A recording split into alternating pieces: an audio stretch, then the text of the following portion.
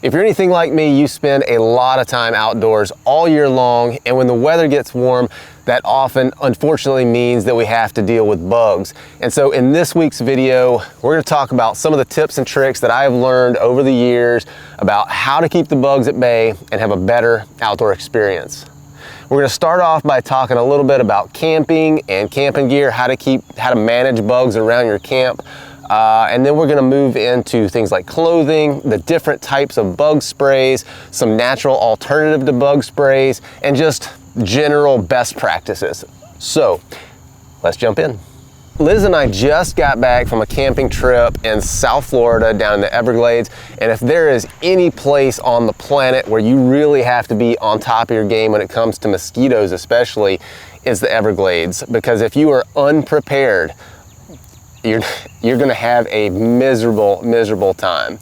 So let's talk about some of the different ways to set up camp, some of the different things that you need to consider when you're looking for a camping location in a buggy area. So one of the big things that people don't often talk about is campsite location, where you choose to camp. So one interesting little side note here is if you read some of the historical accounts of Seminole encampments way back before there was any kind of DEET or other kind of bug spray, they didn't have bug nets or anything like that. These people had to deal with swarms and swarms of mosquitoes. And so how did they do it? How did they live in those areas? Well, one of the big things that they did was that they would make their villages in big clearings, because mosquitoes especially like to have areas that are sheltered. They need brush, they need tall grass or tall vegetation to get down in. And so if you can take a note from the Native Americans and try to avoid those areas, try to put your camp out in the open, away from the brush, away from tall grass, you're going to be miles ahead when it comes to reducing the number of bugs that you're going to have to deal with. Now, of course, you can't always do that. You can't always find an open field to set up camp in. And so my next biggest recommendation is, if you're going to be camping in an area where there's lots of bugs, is to have the right tent. You need something that is going to have a good bug net so the mosquitoes can't get in there, ticks and chiggers can't get in there. And of course, if you're camping in warm areas where there's bugs, there's probably also going to be snakes. And so any of the dome style tents with a bug net is going to be good. The tent that we were using in South Florida is the Cimarron from Seek Outside. It's a floorless shelter, but they sell a what they call a full nest to go inside, and that is a floor, a waterproof floor, and a bug net. And the thing that I liked about this tent down there is you can use the bug net just by itself. So if it's warm outside and you need all the breeze you can get, you just set up the bug net. Of course, if you're not expecting any rain, or you have some other shelter over the tent. And that's a great way to get good airflow in there. If you do need to set up the outside shell, you can do that. You can open both doors on the tent, get some airflow through there, and it's fantastic. Now, one big problem that you have with tents is if you have to get up in the middle of the night, go outside, take a leak or whatever you're doing out there, when you zip the tent open and go out and come back in, a lot of times mosquitoes will be buzzing around the outside of the tent and they'll follow you in. And it doesn't take but just 1 or 2 mosquitoes inside the tent to keep you up, because they're constantly buzzing, they're biting you, they're buzzing in your ears. And so we want to try to keep, if at all possible, all the mosquitoes outside of the tent. If that happens, if you get just 1 or 2 or 3 mosquitoes inside the tent when you come back in, it's the middle of the night, I know you want to go back to sleep, but just take a few minutes, turn your headlamp on, and find those suckers and kill them. Because if you don't, they're going to constantly annoy you, they're going to bite you, you're going to wake up when a mosquito bites on you, and you're going to wish that you had taken the time. So there's a couple of good ways that I have found to minimize the chances of that. One is to spray the doorways with Permethrin. We're going to talk more about Permethrin here in just a little bit. Another good way is, if it's super buggy, you can take a Thermacell and set up just on the upwind side of your tent and have that thing running. Now, a Thermacell with a new cartridge and new fuel cell is going to run for about 8 hours or so, I think is what they'll run. But that's going to keep the majority of the bugs away from your tent. If at all possible, set up your tent in an area where you're gonna have some breeze. Just a little bit of breeze is enough to reduce the amount of mosquitoes that are gonna be buzzing around the outside. Now, what I've noticed is even if you do have a breeze, and sometimes a pretty stiff breeze, the mosquitoes will get on the downwind side of your tent. And so if you take your door and orient into the wind, you can go in and out of that door, and all of the mosquitoes are going to be on the downwind side, the back side. So keep that in mind. Find an area as open as you can find an area where there's a little bit of a breeze, and if you have a breeze, take your door and orient towards the breeze. So one more quick little note to help keep bugs out of the tent when you go in and out is just be very, very diligent about zipping that thing up. Zip it open, get out, zip it closed. Do your business, come back in and zip it as small as you can. Zip a small hole and crawl through that thing. And that's very important, especially in places like down in the Everglades or other areas where there's just a lot of mosquitoes. You learn very quickly to be very, very careful with how you manage that zipper on your tent. All right, so let's talk a little bit about clothing. Now, of course, if you're having to deal with a lot of bugs, it's probably also warm weather and you're gonna wanna be in shorts and short sleeves, but really the best thing that you can do for bugs is long sleeves and long pants. Now, warm weather, long sleeves, long pants doesn't really go together, but luckily with some of the newer synthetic materials, you can get some super lightweight, breathable clothing and stay cool and also keep the bugs off of you.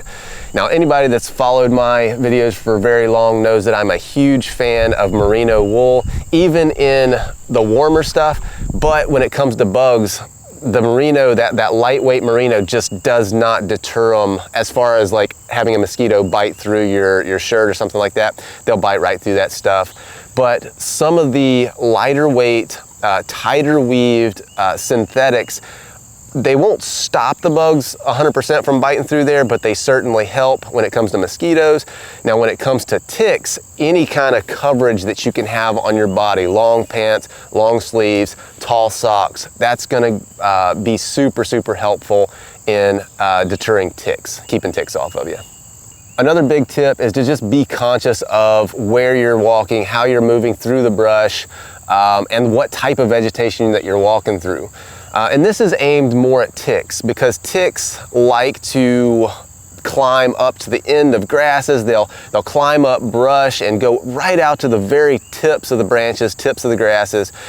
And they like to do that along trails. And so as you walk through there, they're sitting there hanging on the end of these grasses. If you Google ticks, you can come up with some pretty cool images. They sit there on the end with their arms and legs spread out like this, and they just wait for an animal or for you to walk by, and then they cling onto you, and that's how they get onto you. And so if you're in a real ticky area in the Northeast especially, where they can carry some pretty nasty diseases like Lyme disease, you know, just be aware of where you're walking and try to avoid walking through brush or through tall grass.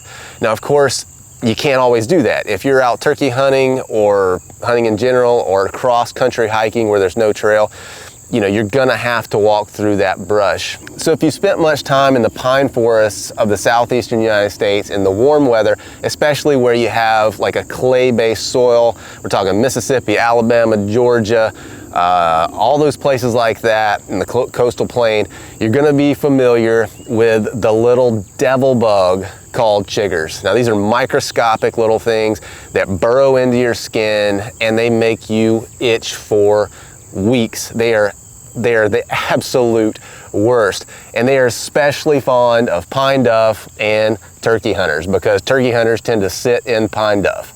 So the most effective way that I've ever found to avoid chiggers is to use some sort of pad to sit on and take Permethrin. Again, we're going to talk about Permethrin here in a minute.